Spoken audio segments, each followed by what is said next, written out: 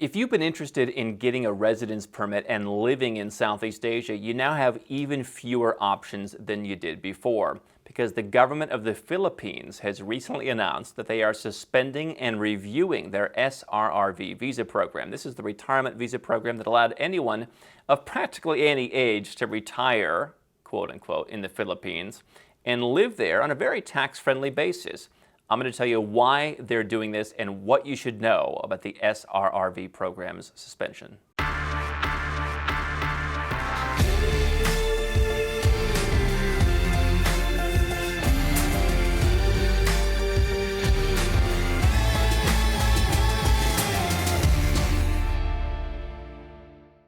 Hi, I'm Andrew Henderson, and here at Nomad Capitalist, we've got a team of over 30 people, as well as a global network of experts I've met over the last more than a dozen years, all dedicated to helping 7- and 8-figure entrepreneurs legally going where they're treated best.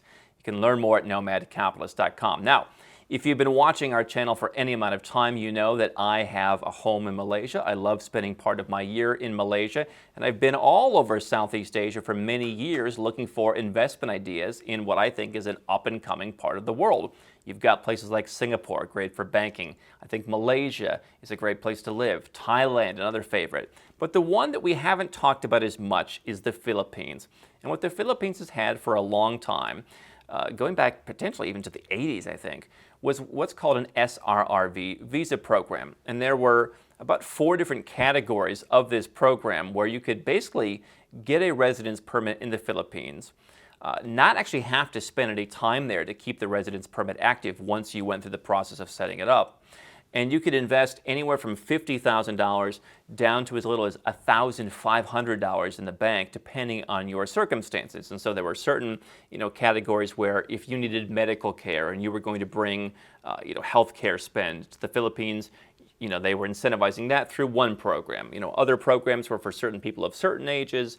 If you were younger, it cost a bit more. There's a bunch of different programs, and honestly, it was hard for me to keep all of them straight. We've had a couple people who have moved to the Philippines because it wasn't a bad deal. You take money you already have sitting in a bank in one country, you move it to a bank in the Philippines, you earn a little bit of interest, and you can live there. And the cool thing is the Philippines is a pretty tax-friendly country if you have money coming from outside of the country. Well, here's the press release from the Philippines government, who I will say, by the way, back when I had just started Nomad Capitalist, I got a meeting with, I believe, the Minister of Tourism simply by sending them an email. They were very nice to meet with me. But here's their press release. The Philippine Retirement Authority, the PRA, was ordered to suspend the issuance of the SRRV, pending amendments of policies on age and visa deposit requirements, announced the Department of Tourism on Friday.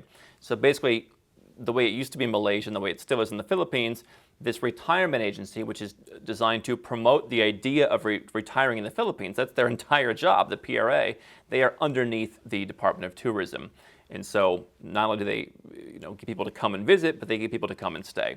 PRA's policy, which allows foreigners aged 35 to 49 years old and above to retire in the Philippines, was questioned by lawmakers on Monday, who said it may have implications on the country's national security, as most of the retirees in this age bracket are Chinese nationals. The program overall, I think, was about 35 to 40% mainland Chinese nationals, followed by South Koreans, and then a bunch of other nationalities. I think there are only several thousand Americans, French, etc., doing it. So by and large, like many of the programs in Asia, like Malaysia's now also suspended MM2H program, most of the applicants have been mainland Chinese. Because, again, if you have money and you can move it from one bank account to the other and get something basically for free, okay, some legal costs, but you can get it basically for free and get this residence permit and have a tax-friendly place to go. I mean, what's wrong with that? Well, what's wrong with that is their definition of retirement visa was always pretty liberal. It was always kind of weird. I remember going to the Philippines for the first time in my 20s and thinking to myself, one day I will qualify for this retirement visa. And about a year ago, I finally did when I turned the ripe old age of 35. 35 years old was the category. Now, they mentioned in the press release 35 to 49 because there were a little bit more stringent requirements in that age group. If you were 50 or above, it was a little bit easier. But 35 years old, you could come on one of the more liberal programs and get this SRRV visa. And what they found, according to the Philippines Business Mirror, is they found that some of the Chinese nationals came and were running online gambling operations, were otherwise working in the country, and there was concern from the politicians that, particularly this year in light of the pandemic and all the lockdowns that have been going on, that so many Filipinos are having a hard time getting a job. And what sells to politicians more than these people are taking our jobs? Well, that's how it works, right? And so now the mainland Chinese, who are becoming, in some countries, less and less desirable as they take up so many of these spots for residence and citizenship programs, now they are causing the program to be suspended. And so what I hear about the program is that perhaps they're just going to go back to making it a true retirement program where you've got to be potentially 50 or older and get rid of 35 and older. I think it would be difficult for them to just say no more mainland Chinese or to have different policies. What you'll see a lot of times around the world is countries will make their naturalization laws more difficult. Now, naturalizing the Philippines was never really an option, but countries, Georgia, for example, there were protests a couple of years ago, and they raised the naturalization timeline from, I believe, 6 years up to 10 for most types of people who would be getting citizenship. And it was because, it's hard just to go out and say, you can't really say, okay, like if you're from the U.S., there's this set of rules, and if you're from the place where people are protesting about, there's a different set of rules. You can't really do that. And so I think that what will probably happen is everyone will suffer. And if you are me and you were kind of thinking that, hey, I'll slide over there for a month and get this visa program and get myself a bank account and another set of options, it's probably going to be taken away. If you're in your 50s or 60s, I imagine they will probably rework the program and bring it back. And that's the entire purpose of the Philippines Retirement Authority, is encouraging people to come and apply. But what they literally talked about in the article in the Business Mirror newspaper was that the conversations in the government and in public are, we want to be bringing people from Japan, from South Korea, from Europe, from the United States, especially Filipino Americans who can come back and retire. And the conversation, if you read between the lines, they didn't say this, but you read between the lines, the idea was, we don't really want people coming from China investing money. They mentioned people who could be of military age even, and saying this could be a national security issue. These people are coming into our country, who knows what they're doing?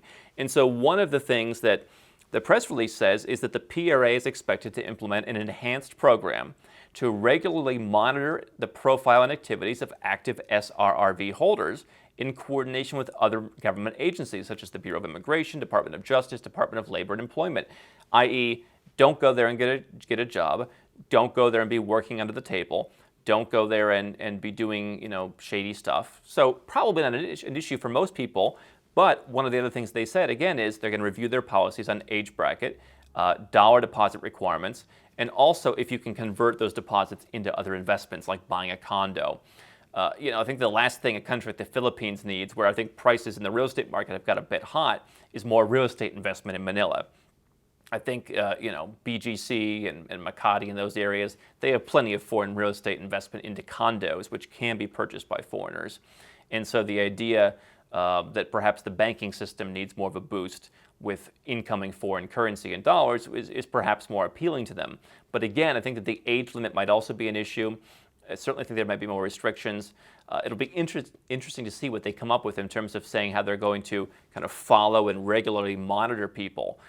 Perhaps that could be as simple as saying, we're just going to keep a file on people and check, are there actions with them, with these other agencies, and just better coordinate to make sure that people aren't, running shady online gaming parlors or taking jobs. But certainly it is yet another example of how residence permits are getting harder to come by. We're trying to clarify right now, if you already have one of these, they've generally been renewed every year indefinitely. What's going to happen to that? In the case of other programs that have been suspended, generally people who are already in get to stay in. But the fact that this one was a one-year program, it'll be interesting to see how that's going to work. If you are, under any potential new age limit, or if you need to, top up your investment, are you going to be grandfathered in? But if you do not have this visa, it is once again showing that particularly in Asia, where there really aren't citizenship options, residence is the way to go. And I think that's the smart play for most people. Be a resident in Asia, be a citizen somewhere else. and enjoy the tax friendliness without having to be tied into Asia permanently. But not as many options now. And so we're now waiting for both the Philippines and Malaysia to come back with their revised programs. Singapore, far more expensive than it was. Thailand would be the winner in all of this, other than their economy has been closed. Their stock market is down, and the country's very hard to get into. And so very difficult to set up their indefinite investor visa or their elite visa when you can't go there. So it's going to be interesting to see how this plays out in the context of Southeast Asia, but certainly one less option right now, and another reason to get your residence permits that you like set up, especially if it's just a matter of moving money from point A to point B and not incurring a lot of expense. Always just do it before you need it. How can Nomad Capitalist help you? 4 ways. Number 1, subscribe to our channel and click the notification bell to make sure you get our new video every day. Number 2, get a copy of Nomad Capitalist, the book. You'll learn a lot of my personal experiences over a dozen years of studying this stuff, as well as exactly some of the strategies that you can use to build your Nomad Capitalist plan. Number 3, if you're not sure where to start, but you want to come and learn from my team and I, you want to come and mingle with like-minded people, learn more about our live conference, Nomad Capitalist Live. It's coming up soon. And number 4, if you want some help right now because you've got a burning issue, you need something solved, you want to lower your taxes, get a second passport, or build the Nomad Capitalist lifestyle of your dreams, go to nomadcapitalist.com and click on Become a Client.